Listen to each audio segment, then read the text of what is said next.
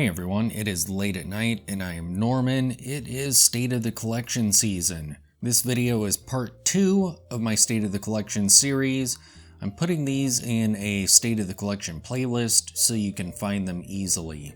In my first video, I covered my shelf watches. In this one, we're going to start digging into my watch boxes.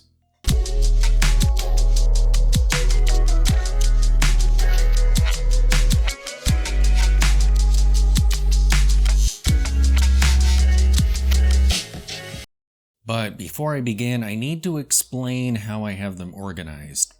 So since last year, I have been organizing my watch boxes organically. So I have 2 big 24 slot boxes and 1 12 slot. And how this works is every time I wear a watch, it bumps up through the watch boxes. So one of my big boxes is designated as the could leave the collection box because I just don't wear those watches. They've moved down the stack to the bottom and they're just sitting down there. If I do take one of those watches out and wear it, it moves up to the second big box. And if I wear one of those, it bumps up to the little box, except it doesn't. Because I quickly realized that the watches that ended up in the 12 slot box are pieces that will never ever leave the collection. They truly are the pinnacle of my collection and I wear all of them very often. So in this video, we're going to cover the bottom tier, could leave the collection, and the mid tier where they aren't the pinnacle, but they do get worn. So I'm holding the Nomos, which is a brilliant watch, but sadly I just never really wear it. And right now it needs serviced, which is shocking. It's not very old, but it is not performing well. It's over a minute off in the dial-up position. Dial down, it's spot on, so something is going on. So at some point I'm going to have this serviced and we'll see. Maybe I'll keep it at that point in time, or maybe it'll have to go to a home where someone will actually give it the love it deserves. Because it's brilliant. I just never really wear it. Also in the bottom tier watch box is the Copernic. And this watch isn't behaving very well. It seems to run okay, but I noticed that a bit ago it wouldn't wind. And I think what happened was it fouled on something, or something in the movement got stuck and it stayed full of wind. So I kind of gave it a little shake to get the balance wheel going, and it ended up emptying out, but yeah, not sure how much I trust it. Plus, I have a quartz avant-garde watch that kind of fills this weird aesthetic-y type look even better than this one. So, and being quartz, I'm not so concerned about its movement at all. But yeah, this one has landed in the bottom tier, because I just don't really wear it. But it's a fun watch. I'm glad I got it to see it in person. This watch was a gift to the channel, and it is not in the bottom tier watch box because I plan on getting rid of it. It's not going anywhere because it was a gift, and it's pretty cool looking. Even though it's not really my usual style, I have worn it because it's surprisingly brilliant and solid. This is in the box because at some point I'm going to get a box dedicated to gift watches. And for now I put it there so it's not on the shelf. And next time I wear it, it'll probably move up to the middle tier. It's a great looking watch actually. I love how kind of Daytona-ish those subdials are. Pretty cool. We have the ultra rare, I've never seen another one of these, and brilliant Ricoh watch.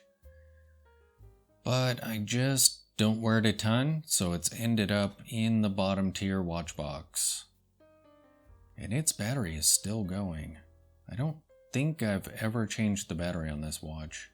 It's pretty amazing, and like I said, I've never seen one of these again. This showed up on eBay and looked so cool I just had to get it. This one I inherited, and it is in this box because eventually it will be going into the gift box when I get one. I apologize that I haven't bothered to wake up these watches. Yeah, I would be sitting here for quite a while just winding and setting watches. But, like I mentioned in the first video, if you want to see wrist shots of any of these pieces, let me know in the comments below. I will do a follow-up wrist shot only video, and in that one, I will make sure they're awake and set properly and give you a proper wrist shot. But yeah, this one I inherited. I'm not sure exactly from who. It's very strange, an uncle of an uncle or something like that. But this is a very small watch, and being gold, yet military, it likely was either a doctor or a nurse's watch. One of the two. Brilliant little piece though, and it seems to run pretty well. And that crystal is crazy. Here we have one of my pal yachts. As the number of vintage watches I own has shot through the roof, the pal yachts don't get a ton of wrist time anymore. It's just that there are other more brilliant vintage watches that I choose. So this one is in the bottom tier. It's on a really cool strap. I love those buckles. I may have to swap these over to a watch that I wear more often, but brilliant looking watches. The movements seem to run pretty well, so when they need servicing, who knows what's going to happen at that point. Not sure if anyone will work on these or if it would be worth it because they are not expensive at all. I think this was under $100. We have my Pabada watch. I bought this one mainly because at the time I didn't really have any Roman numeral watches. And I thought it looked pretty cool. It was really affordable. This one works, it runs, probably about as well as the Paliots do, so not super accurate, not super healthy, but this movement will probably keep working for, I would guess, as long as I own this, maybe. Or maybe it'll just die. This was really inexpensive. If it does die, that's fine. I really don't wear it a ton. Especially now that I have the Dolce Vita, which also has Roman numerals and is a tank-shaped watch and is just brilliant. Yeah. But not bad looking for a super affordable vintage watch.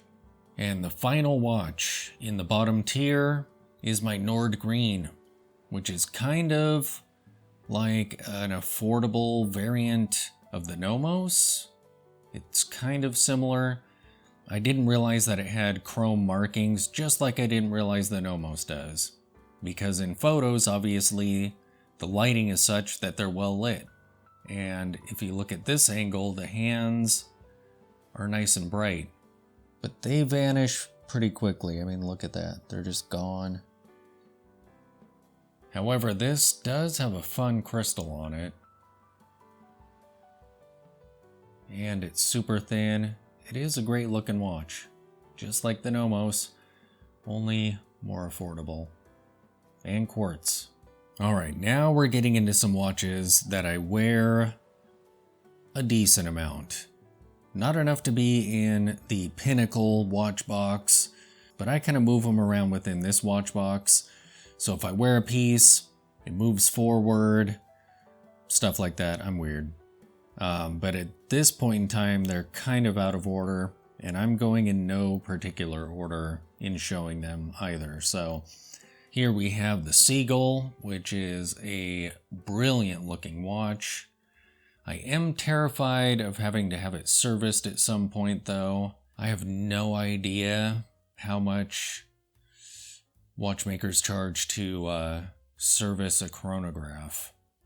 Yeah, but it is amazing looking and fairly affordable. And the movement is just gorgeous and so much fun to watch as it's working. Yeah, I went with the Panda dial instead of the usual kind of cream colored one that you see most often, just to be a little bit different.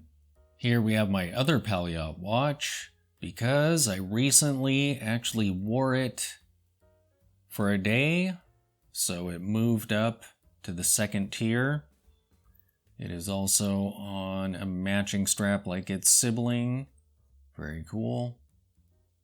So thin.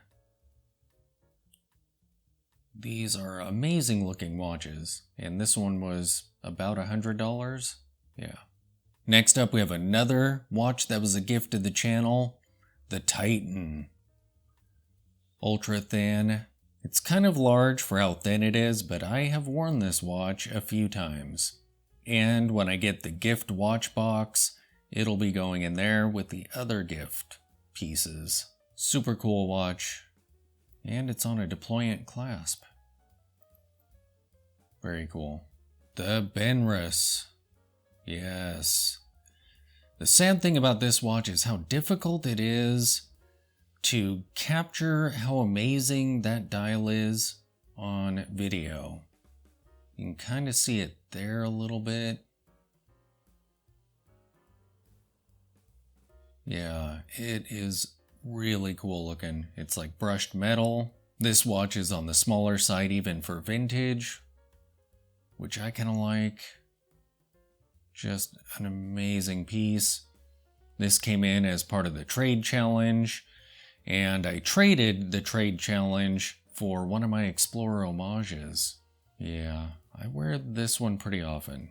Next up we have the amazing Quartz Hamilton square tank style watch with the crazy lugs. And yes, this is the way they go. If you put them the other way, they just kind of stick out here all weird. So with this watch, you have to have a super pliable strap. So I have it on a Veblenist. That way it can kind of bend and these don't dig into your wrist so much. I believe this piece is from the 1980s. They were trying to compete with Cartier, something along those lines. But it is vintage size and just brilliant looking. Next up, we have another gift watch. So this will be going into my future gift watch box. Super cool looking. I like how sleek it is, and look at that crystal. The bezel needs fixed, but it seems to stay where I put it. Although when you're winding it, it tends to move. But when you're wearing it, it seems to be okay. So I've worn this a few times. Very cool looking piece. I'm super appreciative of these gift watches. That is so cool. Thank you guys so much. Love it. Next up we have my silver dialed Timex Marlin. I traded away my black dial one. At some point I would like to replace that though, but they are hard to find because they're discontinued. I don't think these are though. I think you can still find these. Brilliant little piece. It is absolutely like having a vintage watch. So if you're nervous about purchasing vintage but you want the aesthetic, here you go. And I believe this is my only day date watch, is my Silver Wave. I like the PRX vibes of it, although this one is older than the modern PRXs. And I love the kanji day wheel, so I put it on that instead of English because it looks so much cooler. But I like how subtle that is. You don't really notice the day date so much. I'm still keeping my eyes open for a piece like this without a date.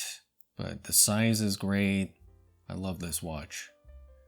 I actually wear it a decent amount too. And we have another brilliant Hamilton. This one's mechanical. It is not quartz like the previous Hamilton we looked at.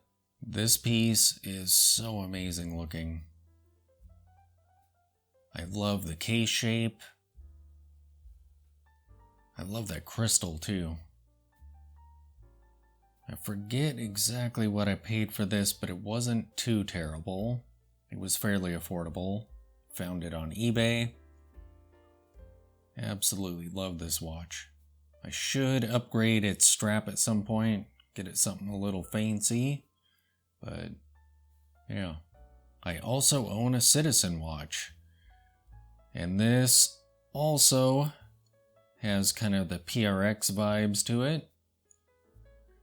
This watch is amazing. The texture on the dial is great. It has a brushed case, but with that polished rehot and the applied indices that are really chrome and shiny, it actually looks dressier and shinier. But yeah, this piece is great. And the strap on it is great too, because it has one of the moving cars, so you can really get it sized well, and it's not big like the clasp on the Seiko that we just looked at with this kind of vibe to it. They just remind me of kind of 1980s tech. Yeah, just kind of synth-wavy vibes. Very cool. I own a Fossil, and this one I got for dirt cheap from an eBay auction. I think it was like $20 or something. This is a quartz piece. It currently needs a battery, but I love the Breguet style of it. And it just looks great on the wrist, and you can't mess with that price. The dial is just brilliant looking. And my avant-garde French watch, the Bichat. This kind of has replaced the Copernic in my collection, because I love that seconds hand, how it's totally balanced, and the crazy hour and minutes hands. Yeah, right now you can see that they're overlapping. The hour is sticking out just a little bit. Just a crazy watch. The only downside is it's tough to set the time on it with this oddly placed crown that has zero grip on it. But it's quartz, so you don't have to mess with that very much. There's a tiny little scratch on the crystal, but it's really tough to see. So, yeah. And this is just crazy. Yeah. This is a fun watch. The Smith's PRS 29A. This is one of the first box crystal watches that I ever bought, and that, surprisingly, is why I bought it. Because at the time, I don't think there was a whole lot of options for box crystals. Now they're everywhere. Sadly, this doesn't get much wrist time. If I'm in the mood for a field watch, I have my vintage 1970s A17, and I usually end up going for that one instead. But this is a brilliant watch. I have it on a paratrooper strap. But yeah, I can't find one of these that fits on the A17. So I will continue hunting for those because that would be kind of fun.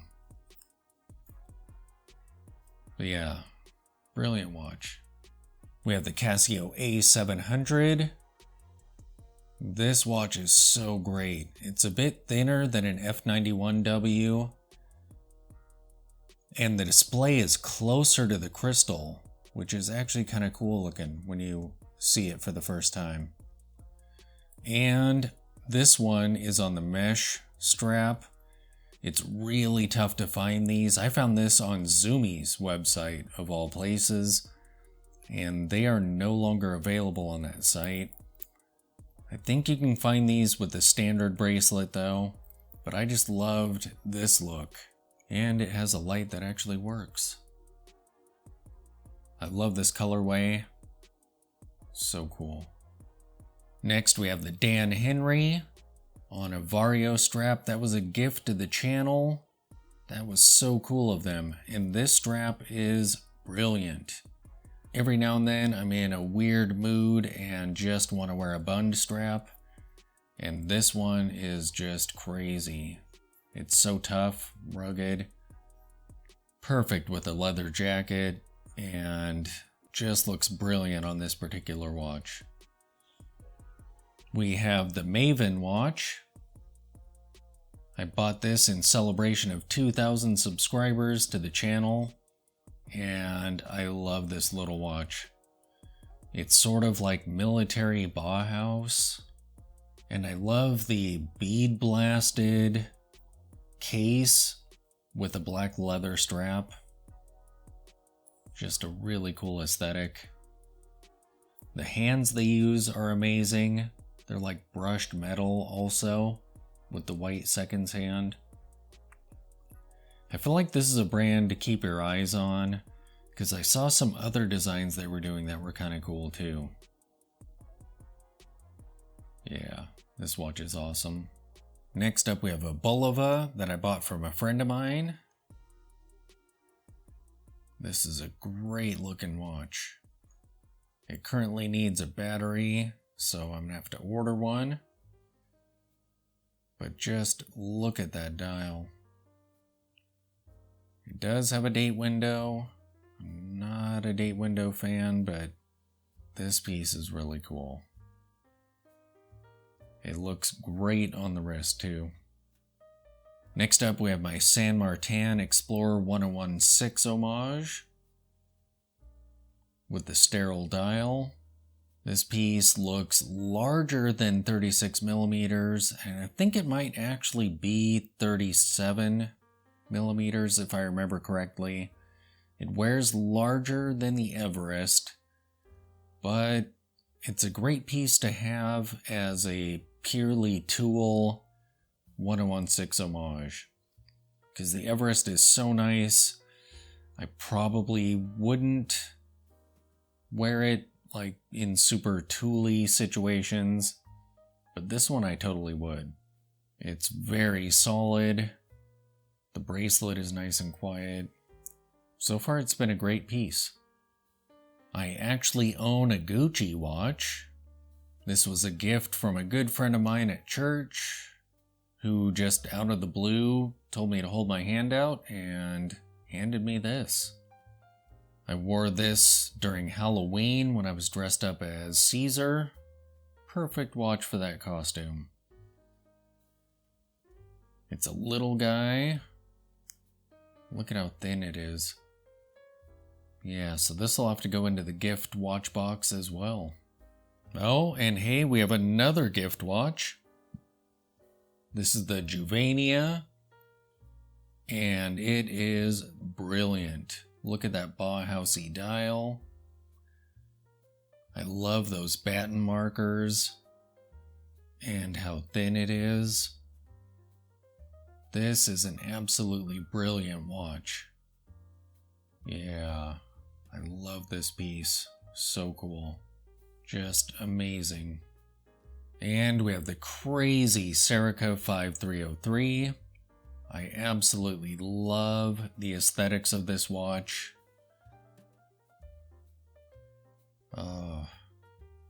And the strap that it's on. And the extra bit of the strap goes behind it. So that's pretty cool. I love this right here.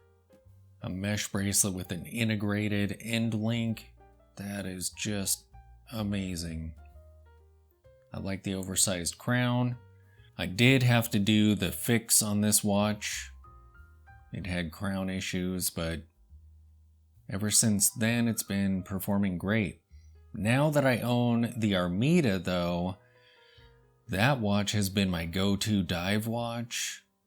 So, this has been sitting in the box a lot. But every time I look at it, I just kind of want to wear it. I own an Enicar, and I love that logo. That logo is pretty much why I have this watch, because it's absolutely brilliant. This is a solid watch. I think I really lucked out on it though, because I'm pretty sure this was an India watch, and yeah, that is definitely taking a gamble. But it seems to be running fine, it's in great shape, and it's an amazing looking watch. Super solid. I like the brushed case on it. And that logo. That is so cool. We have the Henry London watch. This is a two-hander quartz piece. I purchased this from Amazon UK, so it was really affordable. I think it was $70, somewhere around there. The dial on this is great looking. Yeah, there you go. You can see that. It's interesting, it has very narrow lugs on it. I think these are 16. Yep. This watch currently needs a battery, so I'll have to get it one. Super cool, super affordable watch. They're less affordable in the US if you can track them down, but I think when I bought this there was a special sale going on or something weird. Thanks to one of you viewers who called this watch out to me. Yeah, this piece is great. And last up we have my $30 Caravel watch. Yes, I was so excited when I saw this watch come through. It was an auction listing, and people were bidding $20-some, and it had a buy now of $30, which is weird. So I figured if no one else was gonna just jump on it and actually buy it, I would, for $5 or $6 more than the bidding was at. And it is so cool looking. Yeah, this watch is great. And it seems to be running pretty well too. So there you have it. My low and mid-tier watch box, state of the collection.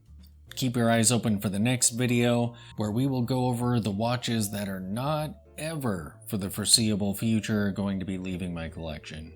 Thanks for watching.